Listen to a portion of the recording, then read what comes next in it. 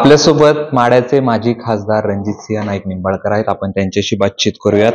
दादा, तुमचे विरोधक फलटणचे संजीवराजे नाईक निंबाळकर आणि रघुनाथराजे नाईक निंबाळकर यांच्या घरावरती आयकर विभागाचा छापा पडलाय. कसं बघता या सगळ्याकडे? नाही, आता मी त्याची माहिती घेतली.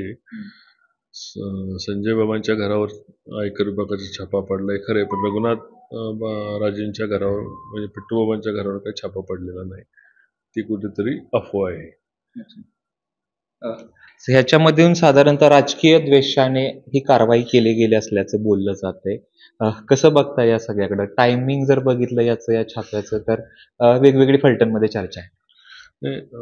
मला काय सांगायचं, आपल्याला इंदापूरमध्ये एक छापा पडला, बरोबर आहे, सेम दिवशी पडला. फलटणमध्ये अनेक 3 ठिकाणी छापे पडलेले आहेत. आमच्या फलटण नवरे म्हणून एक जण आहे पेट्रोल पंपवाला, त्याच्याकडे पडला.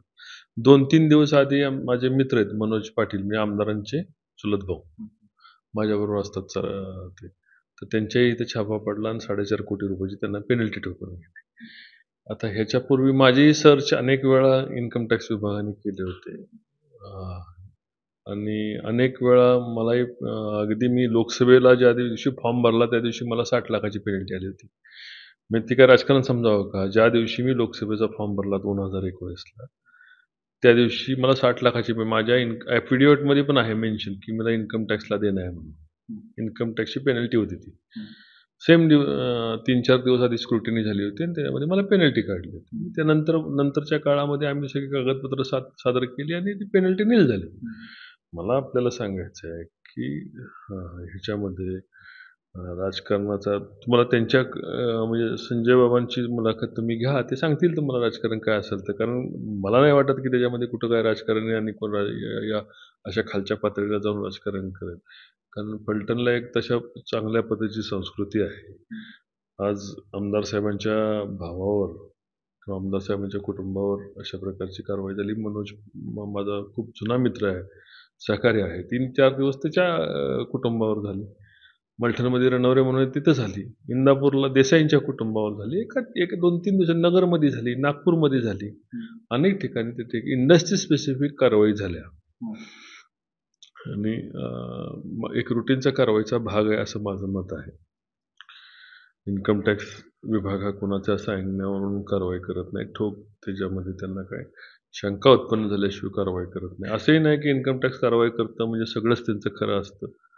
एक सगळं ॲझम्पशन असतं की बाबा एवढं उत्पन्न असायला पाहिजे ते, आणि त्यांना कागदोपत्री पुरावे दिले की इन्कम टॅक्स मान्य करतं. आणि त्या ॲझम्पशनला काही आधार नसतो.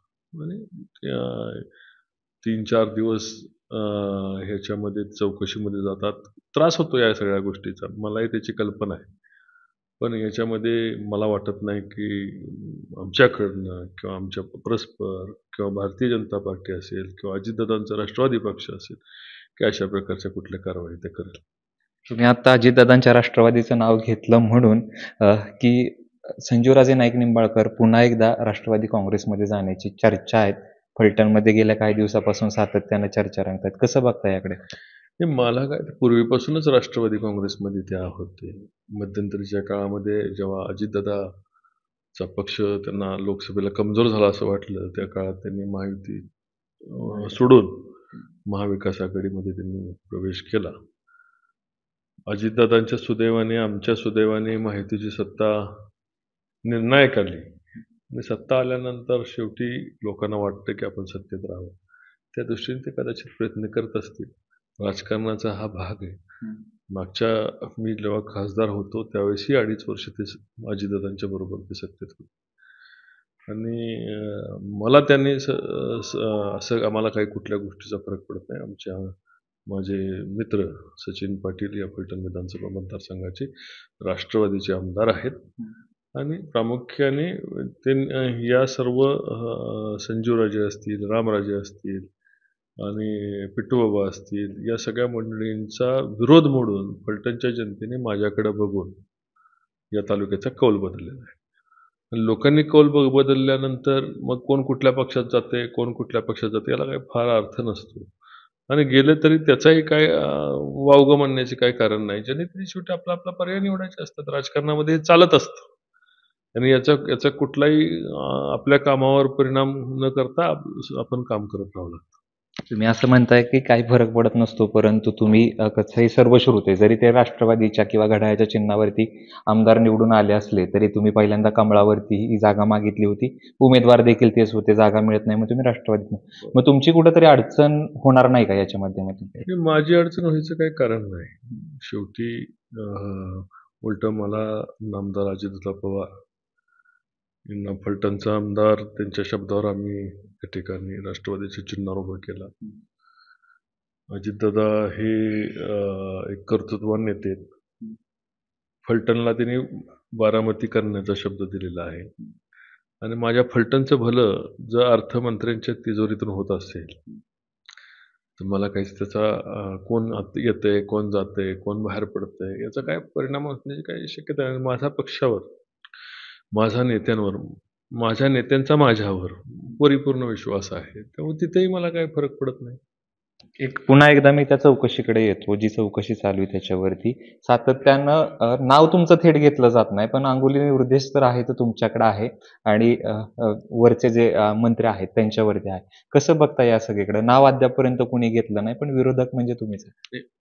असं आहे त्याच्यामध्ये राजकारण हे होत असताना उद्या कोणी नाव जरी घेतलं आणि नाव नाही घेतलं तर त्याचा काय फरक पडणार आहे? फलटणच्या पब्लिकला मी शब्द दिला की मला बदला घ्यायचा नाही, मला बदलाव आणायचा आहे आणि फलटण हे बदलाव आणण्याच्या दृष्टिकोनातून चाललेलं आहे. मी विधानसभेची निवडणूक जिंकल्यानंतर सुद्धा मी असं सांगितले की हे रामराजे असतील, संजय बाबा असतील, पिट्टू बाबा असतील, हे फलटणचेच, हे सुद्धा आमचेच आहेत आणि त्यामुळे एकदा आम्ही त्यांना स्वीकारले आणि आम्ही ठरवले मी कुठेही त्यांच्या घरी फटाके वाजवू नका, त्यांच्या नावाने घोषणा देऊ नका.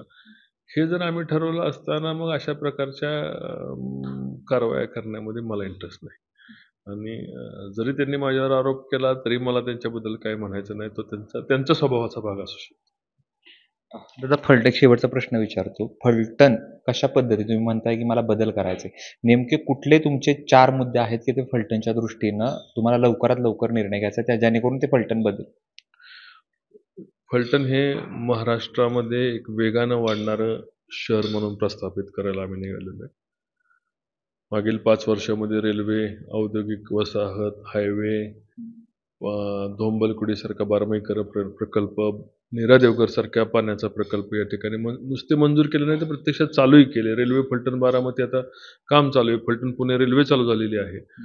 फलटण पंढरपूर हायवे पूर्ण झालेला आहे. फलटण बारामती हायवे 70-80% पूर्ण करत आणलेला आहे. फलटण विटा मायनी रस्ता त्याचं टेंडर झालेलं आहे, लवकरच त्याचं कामही चालू होतंय. फलटण आदरकी रस्त्याचं आम्ही काम चालू केलंय. फलटण पुशेगाव रस्ता पूर्ण केलाय. आसू ते गिरवी रस्ता 300 कोटी रुपये आम्ही मंजूर करून आणले, त्याचंही काम आता 20-30% झाले. जेणेकरून फलटण शहरामधून निघणारा प्रत्येक रस्ता हा महामार्ग असावा आणि महामार्ग असेल. आणि फलटणमध्ये 2 MIDC आहेत.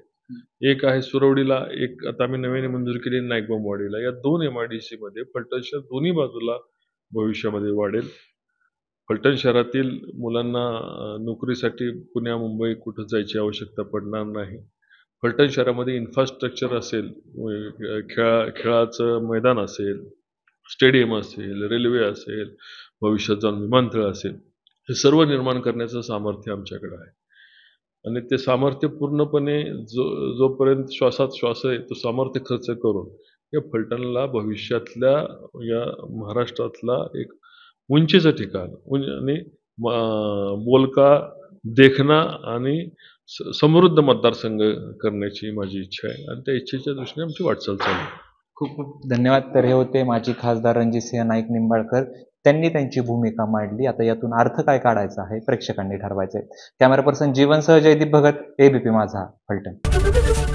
एबीपी माझा, उघडा डोळे बघा नीट.